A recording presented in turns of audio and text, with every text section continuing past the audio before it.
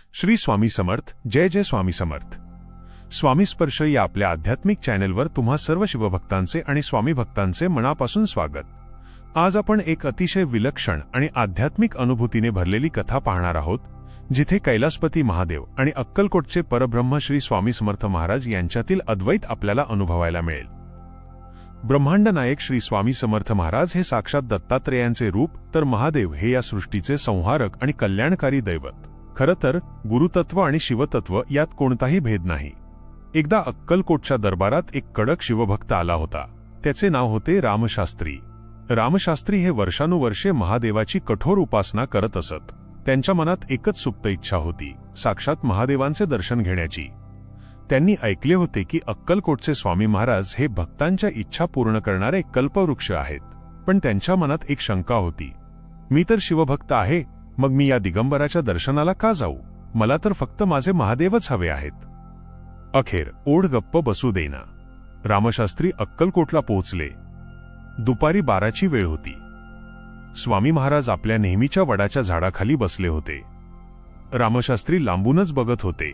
त्यांच्या मनात विचार आला, जर हे स्वामी साक्षात परब्रह्म असतील तर मला यांच्यामध्ये माझ्या महादेवाचे रूप दिसेल का? त्याच क्षणी स्वामींनी आपल्या तेजस्वी नजरेने रामशास्त्रींकडे पाहिले आणि मोठ्याने गर्जना केली, अरे मूर्खा, शिव आणि आम्ही वेगळे आहोत का? डोळे उघडून बघ. रामशास्त्रींनी घाबरून डोळे उघडले. त्या क्षणी त्यांना जे दिसले ते पाहून त्यांच्या पायाखालची जमीन सरकली. तिथे वडाच्या झाडाखाली स्वामी महाराज नव्हते, तर साक्षात कैलासपती महादेव व्याघ्रांबर धारण करून बसले होते. त्यांच्या गळ्यात सर्पांच्या माळा होत्या, मस्तकावर चंद्रकोर चमकत होती आणि जटेतून गंगेची धार वाहत होती. संपूर्ण अक्कलकोटचा परिसर हर हर महादेवच्या जयघोषाने दुमदुमून गेला होता. रामशास्त्रींना समाधी लागली. काही क्षण ते त्या अलौकिक प्रकाशात न्हाऊन निघाले. जेव्हा त्यांनी पुन्हा डोळे उघडले तेव्हा समोर स्वामी समर्थ महाराज मिश्किलपणे हसत विचारत होते, काय शास्त्री, मिळाले का तुझे महादेव? रामशास्त्री स्वामींच्या चरणी कोसळले. त्यांना उमजले होते की गुरुर्देवो महेश्वरः, म्हणजेच गुरुच साक्षात महेश्वर आहेत. स्वामींच्या त्या देहात त्यांना शिवाचे दर्शन झाले होते. स्वामींनी त्यांना सांगितले, भक्तीमध्ये भेद ठेवू नकोस.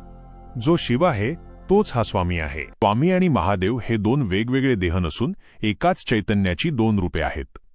जेव्हा आपण पूर्ण श्रद्धेने स्वामींची सेवा करतो तेव्हा ती सेवा साक्षात महादेवापर्यंत पोहोचते. भक्ताच्या हाकेला धावून येणारे भोळेनाथ आणि भक्ताचा सांभाळ करणारे स्वामी हे एकच आहेत. स्वामी स्पर्श चॅनलच्या माध्यमातून आम्ही हाच संदेश पोहोचवू इच्छितो की श्रद्धा आणि सबुरी ठेवली तर देव तुमच्या अगदी जवळ आहे.